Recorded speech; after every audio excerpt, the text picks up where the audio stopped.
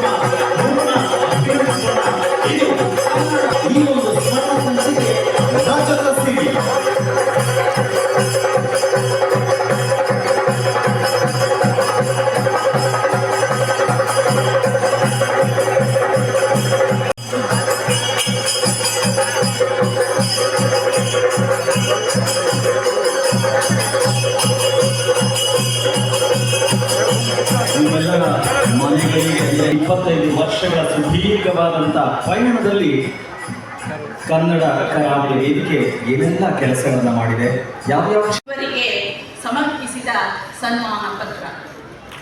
ಶ್ರೀಯುತರು ಮೂಲತಃ ಮಂಗಳೂರಿನವರು. ತಮ್ಮ ಕಾರ್ಯ ಪ್ರೌಢಿಮೆಯನ್ನು ಜಗದಗಲ ವ್ಯಾಪಿಸಿದ್ದು ಮಾತ್ರ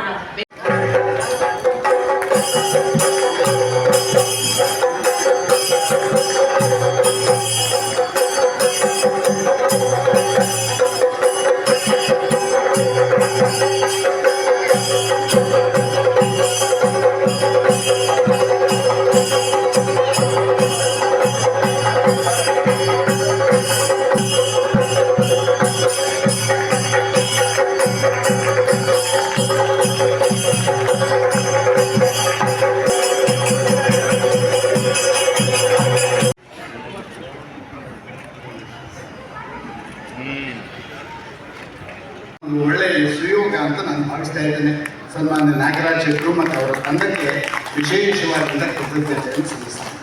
ಧನ್ಯವಾದಗಳನ್ನ ಸೂಚಿಸ್ತಾ ಇದ್ದಾರೆ. ಇದೀಗ ಕರಾವಳಿ ನಡೆಯುವಂತಹ ಇಂದಿನ ರಜತ ಮಹೋತ್ಸವ ಸಮಾರಂಭ ಮತ್ತು ಕರಾವಳಿ ಸಿರಿ ಪ್ರಶಸ್ತಿ ಪ್ರದಾನ ಈ ಮಹತ್ವದ ಕಾರ್ಯಕ್ರಮಕ್ಕೆ ವೇದಿಕೆಯಲ್ಲಿ ಹಸಿರಾಗಿರುವಂತಹ ಈ ಹಿರಿಯರ ಬಂದಿರುವಂತಹ ಗೌರವ, ಅದಕ್ಕೆ ನಾನು ನಮ್ಮ ತುಂಬ ಹೃದಯದ ಕೃತಜ್ಞತೆಗಳನ್ನು ಹೇಳುತ್ತಾ, ಒಂದು ಜಾಗತಿಕ ಒಂದು ಎಷ್ಟು ನಮ್ಮ ಟೆಂಪರೇಚರ್ ಇದೆ ಇವತ್ತು ನಾವೆಲ್ಲರೂ ಜಾಗೃತರಾಗಿ ನಾವು ಆ ಪರಿಸರದ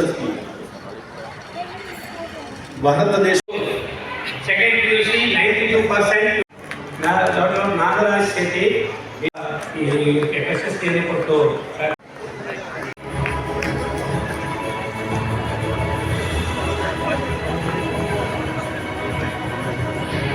ನಾವು ಗೌರವಿಸ್ತಾ ಇದ್ದೇವೆ ವಿವಿಧ ಕ್ಷೇತ್ರದ ಸಾಧಕರು. ಇದು ಕನ್ನಡ ಕರಾವಳಿ ವೇದಿಕೆಯ ರಜತ ಅವಿಗೂ ಕೂಡ ಗೌರವವನ್ನು ನೀಡಿ ಅಭಿನಂದಿಸಲಾಗ್ತಾ ಇದೆ. ಅದಲ್ಲದೆ ಶ್ರೀಯುತ ರವಿರಾಜ್ ಶೆಟ್ಟಿ ಅವರು 2019ರಿಂದ 20 ಕೊರೋನಾ ಸಂದರ್ಭದಲ್ಲಿ ಬಡವರಿಗೆ ಆಹಾರ ಕಿಟ್ನ ವಿತರಣೆ ಮಾಡಿದ್ದು ಇವರ ಮತ್ತೊಂದು ಹೆಗ್ಗಳಿಕೆ. ಶ್ರೀಯುತ ರವಿರಾಜ್ ಶೆಟ್ಟಿ ಅವರಿಗೆ ನಮ್ಮ ಅಭಿನಂದನೆಗಳನ್ನ ತಿಳಿಸ್ತಾ ಇದ್ದೀವಿ. ಅಂತ ಬಹುಶಃ ಈ 4 ಜನರನ್ನ ನಾವು ಇವತ್ತು ನೋಡಿದ್ರೆ ಇವತ್ತು ಮತ್ತೆ ತಿರ್ಗಾ ಕನ್ನಡ ಕರಾವಳಿ ವೇದಿಕೆಯನ್ನ ನೋಡ್ತಾ ಇದ್ದೇವೆ. ಅದು ಇನ್ನೊಂದು ಅನುಷ್ಠಾನಕ್ಕೆ ತಂದವರು ಪ್ರತ್ಯೇಕ ಯಕ್ಷಗಾನ ಅಕಾಡೆಮಿ ಸ್ಥಾಪನೆ, ಅದರ ಹಕ್ಕೊತ್ತಾಯದ ವರದಿ ಮಂಡನೆ ಮಾಡ್ತಾರೆ. ಅದು ಚಾಲನೆ ಕೂಡ ಆಗುತ್ತೆ. ಕೌಟುಂಬಿಕ ಪ್ರವಾಸ, ಕ್ರೀಡಾ ಮತ್ತು ಸಾಂಸ್ಕೃತಿಕ ಸ್ಪರ್ಧೆಯಲ್ಲಿ ಆಯೋಜನೆ, ಪ್ರಧಾನ ಪಾತ್ರ ವಹಿಸ್ತಾರೆ. ಹೀಗೆ ಹಲವಾರು ಕಾರ್ಯಕ್ರಮಗಳ ರೂವಾರಿ ಇವರು ನಿರಂತರವಾಗಿ ಹೀಗೆ ಸಾಗಲಿ ಅಂತ ನಾವು ಕೂಡ ಆಶಿಸೋಣ. ವೇದಿಕೆಯಲ್ಲಿ ನಾವೆಲ್ಲರೂ ಕೂಡ ಸೇರಿ ಚಪ್ಪಾಳೆ ಹೊಡೆಯೋಣ. ಅದು ನಿಕಟಪೂರ್ವ ಅಧ್ಯಕ್ಷರು ಮತ್ತೆ ಹಾಲಿ ಅಧ್ಯಕ್ಷರಿಗೆ ಅಭಿನಂದನೆಗಳು.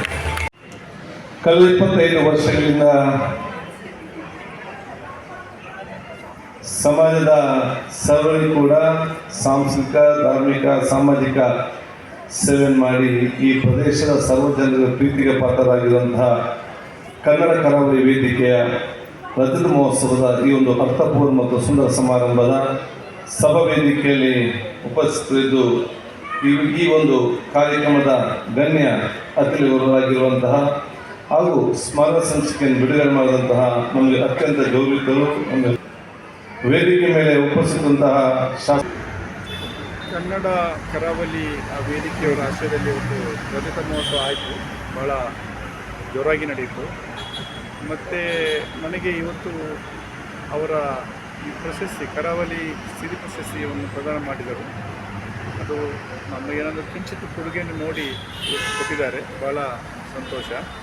ಮತ್ತು ಅದರಲ್ಲಿ ಪ್ರತ್ಯೇಕವಾಗಿ ನಾನು ಕರಾವಳಿ ಬಗ್ಗೆ ಮಾತನಾಡಬೇಕೆಂದರೆ, ನಾವು ಬೆಂಗಳೂರು ಮಹಾನಗರ ಬಿಟ್ಟರೆ ಬಹುಶಃ ನಾವು ಸರ್ಕಾರಕ್ಕೆ ಕೊಡುವಂಥ ತೆರಿಗೆ ಅದು ನೆಕ್ಸ್ಟು ಮಂಗಳೂರಲ್ಲಿ, ದಕ್ಷಿಣ ಕನ್ನಡ ಜಿಲ್ಲೆಯಲ್ಲಿ ಸಾಕಷ್ಟು ತೈಲಾಗಾರ ಮತ್ತು ಮೇಜರ್ ಇಂಡಸ್ಟ್ರಿ ಸೇರಿ ಪರ್ ಕ್ಯಾಪಿಟಲ್ ಪ್ರಕಾರ ಸಾಕಷ್ಟು ಕೊಡುಗೆಗಳನ್ನು ನಾವು ಕರಾವಳಿ ಭಾಗದಿಂದ ಈ ಕರ್ನಾಟಕ ರಾಜ್ಯಕ್ಕೆ ಕೊಡ್ತಾ ಇದ್ದೇವೆ. ನಮ್ಮ ಕರ್ನಾಟಕ ಕರಾವಳಿಯನ್ನು ಯಾವುದೇ ಸರ್ಕಾರ ಬಂದರೂ ಕಡೆಗಣಿಸಲೇ ಬಂದಿದ್ದಾರೆ. ಮತ್ತು ವಿಪರೀತವಾಗಿ ಪರಿಸರದ ಮೇಲೆ ಗಮನವಾಗಿ ಮತ್ತು ಜನರ ಮೇಲೆ ಭಾಳ ಒಂದು ಪರಿಣಾಮ ಬೀರಿದೆ. ಆ ಪರಿಣಾಮ ಏನೆಂದರೆ ಸಾಕಷ್ಟು ಆರೋಗ್ಯಕ್ಕೆ ಸಂಬಂಧಿಸಿದ ಮತ್ತು ನಮ್ಮ ಎನ್ವೈರ್ಮೆಂಟ್ ಇಂಪ್ಯಾಕ್ಟ್ ಆಗಲಿ, ಸೋಷಿಯಲ್ ಇಂಪ್ಯಾಕ್ಟ್ ಆಗಲಿ, ಅದೇ ರೀತಿ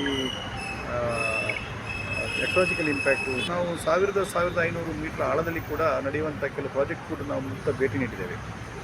ಏನಾಗ್ತದೆ ಜನಸಾಮಾನ್ಯರಿಗೆ ಏನೂ ತಿಳಿದಿಲ್ಲ, ಪಬ್ಲಿಕ್ ಏನೂ ಗೊತ್ತಾಗ್ತಾ ಇಲ್ಲ.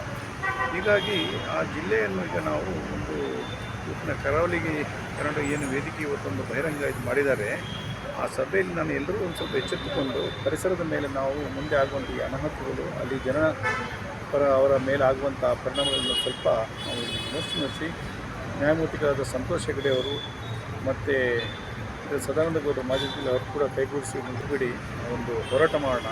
ಜೊತೆಯಲ್ಲಿ ನಾವು ಮಂಗಳೂರು ಬೆಂಗಳೂರಿಗೆ ಸಂಪರ್ಕ ಇಲ್ಲ. ಇವತ್ತು ಮಂಗಳೂರು ಬೆಂಗಳೂರಿಗೆ ಒಂದು ಕನೆಕ್ಷನು, ಆ ರಾಜಧಾನಿಗೆ ಒಂದು ಕನೆಕ್ಷನ್ ಆಗುವಂಥ ಪರಿಸ್ಥಿತಿ ಇಲ್ಲ.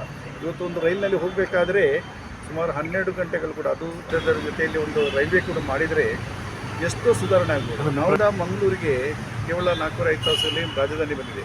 ಅದೇ ಥರ ಮಂಗಳೂರು ಅದೇ ಥರ ಒಂದು ಅರೇಂಜ್ಮೆಂಟ್ ಮಾಡಿದರೆ, ಒಂದು ಸ್ಪೀಡ್ ಟ್ರ್ಯಾಕ್ ಎಲ್ಲ ಮಾಡಿ ಒಂದು ವ್ಯವಸ್ಥೆ ಮಾಡಿದರೆ ಇವತ್ತು ರಾಜಧಾನಿಗೆ ನಾವು 3 ಗಂಟೆಯಲ್ಲಿ ತಲುಪ್ಬೋದು. ಮತ್ತು ಟೂರಿಸಮ್ ಕೂಡ ಕೇವಲ ಒಂದೇ ಒಂದು ಪಂಚತಾರ ಹೋಟೆಲ್ ಇಲ್ಲ, 2 ಧಾರ್ಮಿಕ ಕ್ಷೇತ್ರಗಳು, ಶೈಕ್ಷಣಿಕ, ಸುಮಾರು 10 ಮೆಡಿಕಲ್ ಕಾಲೇಜ್ ಇರುವಂಥ ಕ್ಷೇತ್ರ. ಸರಿಯಾಗಿ UG ವ್ಯವಸ್ಥೆನೂ ಕೂಡ ಇಲ್ಲ, ಸರಿಯಾಗಿ ಕುಡಿಯುವ ನೀರಿನ ವ್ಯವಸ್ಥೆ ಇಲ್ಲ, ಇಷ್ಟೊಂದು ರಿವರ್ಗಳಿದ್ದು ಈಗೆಲ್ಲ ನಾನಾ ರೀತಿ ಸಮಸ್ಯೆಗಳನ್ನು ನಾವು ಅನುಭವಿಸ್ತಾ ಇದ್ದೇವೆ.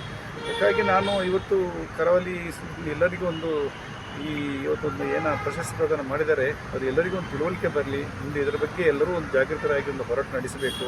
ಮತ್ತು ನಾವು ನಮ್ಮ ಕೊಡುಗೆಯನ್ನು ಈ ನಮ್ಮ ಪ್ಲ್ಯಾನೆಟನ್ನು ನಾವು ಹೆಂಗೆ ಸೇವ್ ಮಾಡಬೇಕು, ನಮ್ಮ ಟೆಂಪ್ರೇಚರ್ನ ಹೆಂಗೆ ಪ್ರತಿಯೊಬ್ಬನೊಂದು ಕರ್ತವ್ಯ. ಅದು ಎನ್ವೈರ್ಮೆಂಟಲ್ಲಿ ಬಗ್ಗೆ ಎಲ್ಲರಿಗೂ ಒಂದು ಸ್ವಲ್ಪ ಕಾಳಜಿ ಇದ್ದು ಪ್ರತಿಯೊಬ್ಬ ನಾಗರಿಕನು ಇವತ್ತು ನಮ್ಮ ಕೊಡುಗೆಯನ್ನು ನಮ್ಮ ಈ ತಾಪಮಾನವನ್ನು ಕೆಳಗಿಳಿಸಲಿಕ್ಕೆ ಆದಷ್ಟು ಪ್ರಯತ್ನ ಮಾಡಬೇಕು ಅಂತ ಹೇಳ ಬಯಸ್ತೀನಿ.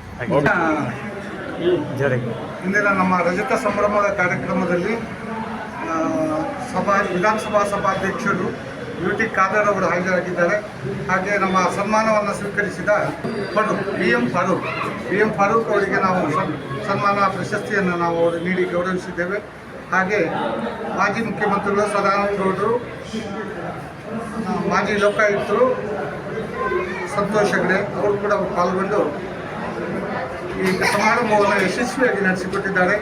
ಹಾಗೆ ವೈವಿಧ್ಯಮಯ ಸಾಂಸ್ಕೃತಿಕ ಕಾರ್ಯಕ್ರಮ ಈಗ ಮುಂದೆ ನಡೆಯಲಿಕ್ಕಿದೆ, ಯಕ್ಷಗಾನ, ಹಾಗೆ ಬೇರೆ ಬೇರೆ ಪ್ರಶಸ್ತಿ ವಿತರಣೆಗಳು ಕೂಡ ಈ ಸಂದರ್ಭದಲ್ಲಿ ನಡೆದಿದೆ. ಹಾಗೆ BM ಫಾರೂಕ್ ಅವರು ಒಂದು ವಿಶೇಷವಾಗಿ ನಮ್ಮ ಕರಾವಳಿಯ ಬಗ್ಗೆ ಹಲವಾರು ಸಮಸ್ಯೆಗಳ ಬಗ್ಗೆ ಪ್ರಸ್ತಾವಿಸಿದ್ದಾರೆ. ನಾವು ಕೂಡ ಒಂದು ಕರಾವಳಿ ಸಾಂಸ್ಕೃತಿಕ ಭವನ ಅನ್ನುವಂಥ ಒಂದು ಭವನಕ್ಕೆ ನಿವೇಶನ ನೀಡಬೇಕಂತ ನಾವು ಮುಖ್ಯಮಂತ್ರಿಗಳಿಗೆ ನಾನು ಪತ್ರವನ್ನು ನೀಡಿದ್ದೇನೆ. ಅದನ್ನು ಸಭಾಧ್ಯಕ್ಷರ ಮೂಲಕ ನಾವು ಅವರಿಗೆ ತಲುಪಿಸಿದ್ದೇನೆ. ಅವರು ಅದನ್ನು ತಲುಪಿಸ್ತೀವಿ ಅಂತ ಹೇಳಿದ್ದಾರೆ. ಹಾಗೆ ಸಮಸ್ಯೆಗಳ ಬಗ್ಗೆ BM ಫಾರೂಕ್ ಅವರು ವಿಸ್ತಾರವಾಗಿ ತಿಳಿಸಿದ್ದಾರೆ. ಅದನ್ನು ಹಲವಾರು ಸಮಸ್ಯೆಗಳು, ರಸ್ತೆ, ಬಂದರು, ರಾಷ್ಟ್ರೀಯ ಹೆದ್ದಾರಿ, ಇದರ ಬಗ್ಗೆ ಸಾಕಷ್ಟು ತಿಳಿಸಿದ್ದಾರೆ. ಅದನ್ನು ಅವರು ವಿಧಾನಸಭಾ ಅಧ್ಯಕ್ಷರ ಹತ್ರ ಮಾತಾಡಿ ಅದರ ಬಗ್ಗೆ ಪರಿಹಾರ ಮಾಡಲಿಕ್ಕೆ ಪ್ರಯತ್ನ ಮಾಡ್ತೀನಿ ಅಂತ ಹೇಳಿ. ವಿಧಾನಸಭಾ ಅಧ್ಯಕ್ಷರು ನಮ್ಮ ಕರಾವಳಿ ಮೂಲದವರಾದ್ದರಿಂದ ಅವರು ನಮ್ಮ ಕರಾವಳಿಯವ್ರನ್ನ ವಿಧಾನಸಭಾ ಅಧಿವೇಶನಕ್ಕೆ ನಮ್ಮನ್ನೆಲ್ಲ ಆಹ್ವಾನಿಸಿದ್ದಾರೆ. ಅದನ್ನು ನಾವು ಮನಪೂರ್ವಕವಾಗಿ ಸ್ವೀಕರಿಸಿದ್ದೇವೆ. ವಂದನೆಗಳು. ಕನ್ನಡ ಕರಾವಳಿ ವೇದಿಕೆಗೆ 25 ವರ್ಷ ಆಗಿದೆ. ಕಾಸರಗೋಡು, ಮ್ಯಾಂಗ್ಳೂರು, ಉಡುಪಿ ಮತ್ತು ಉತ್ತರ ಕರ್ನಾಟಕ ಜಿಲ್ಲೆಯವರು ಬೆಂಗಳೂರಿಗೆ ಬಂದು ಇಲ್ಲಿ ಏನು ಸಾಧನೆ ಮಾಡಿದರೆ ಅವರಿಗೆ ಸಾಧಕ ಪ್ರಶಸ್ತಿಯನ್ನು ಕೊಟ್ಟಿದ್ದರು. ಅಲ್ಲದೆ ಪ್ರತಿಭಾವಂತ ವಿದ್ಯಾರ್ಥಿಗಳಿಗೆ ಮಣಿಪಾಲ್ ಹಾಸ್ಪಿಟ್ಲಿಂದ 50,000 ರೂಪಾಯಿ ದಾನ ಕೊಟ್ಟಿದ್ದಾರೆ. ನಮಗೆ ಅದರಿಂದ ಒಂದು 16 ಜನ ಮಕ್ಕಳಿಗೆ ಪುರಸ್ಕಾರ ಮಾಡಿದ್ದೀವಿ, ಅವರಿಗೆ ಸರ್ಟಿಫಿಕೇಟ್ ಇಶ್ಯೂ ಮಾಡಿದ್ದೀವಿ. ಕಾರ್ಯಕ್ರಮದಲ್ಲಿ ವಿಧಾನಸಭಾ ಅಧ್ಯಕ್ಷರಾದ UT ಖಾದರ್ ಅವರು ನಮ್ಮ ಮನವಿಯನ್ನು ಯಾವುದು ನಮ್ಮ ಒಂದು ನಿವೇಶನ ಕೊಡಿಯಂಥ ಇದಕ್ಕೆ ನಾನು ಖಂಡಿತವಾಗಿ ಮುಖ್ಯಮಂತ್ರಿ ಹತ್ರ ಮಾತಾಡ್ತಿದ್ದಾರೆ. ವೇದಿಕೆಯಲ್ಲಿ ಧನ್ಯವಾದ ತಿಳಿಸ್ತಾ ಇದ್ದೀವಿ ಶ್ರೀಯುತ K. ಜಯರಾಮಗೌಡ ಅವರಿಗೆ. ಹಾಗೆ ಕೂಡ ವೇದಿಕೆಯಲ್ಲಿ ಗೌರವಿಸಲಾಗುತ್ತೆ. ದಯಮಾಡಿ ಎಲ್ಲರೂ ಕೂಡ ಜೊತೆಯಲ್ಲಿರಬೇಕು ಅಂತ ಕೇಳ್ಕೊಳ್ತಾ ಇದೀಗ ಸಭಾ ಕಾರ್ಯಕ್ರಮದ ಒಂದು ಸಣ್ಣ ವಂದನಾರ್ಪಣೆಯೊಂದಿಗೆ ಮುಕ್ತಾಯ. ಶ್ರೀ UT ಖಾದರ್ ಅವರಿಗೆ ಕನ್ನಡ ಕರಾವಳಿ ವೇದಿಕೆಯ ಎಲ್ಲರ ಪರವಾಗಿ ಅಭಿನಂದನೆಯನ್ನು ಸಲ್ಲಿಸುತ್ತೇನೆ. ಮುಖ್ಯಮಂತ್ರಿ ಹಾಗೂ ಮಾಜಿ ಮುಖ್ಯಮಂತ್ರಿಗಳಾದ ಶ್ರೀ ಸದಾನಂದ ಗೌಡ ಅವರಿಗೆ, ಬೈಂದೂರು ಶಾಸಕರಾದ ಶ್ರೀ ಗುರುರಾಜ್ ಗಟ್ಟಿಹೊಳೆ ಅವರಿಗೂ ಪ್ರಧಾನಂತ ವಂದನೆಗಳು. ನಮ್ಮ ಹೃದಯಪೂರ್ವಕವಾದ ಧನ್ಯವಾದಗಳನ್ನು ಅರ್ಪಿಸುತ್ತೇನೆ. ಧನ್ಯವಾದ.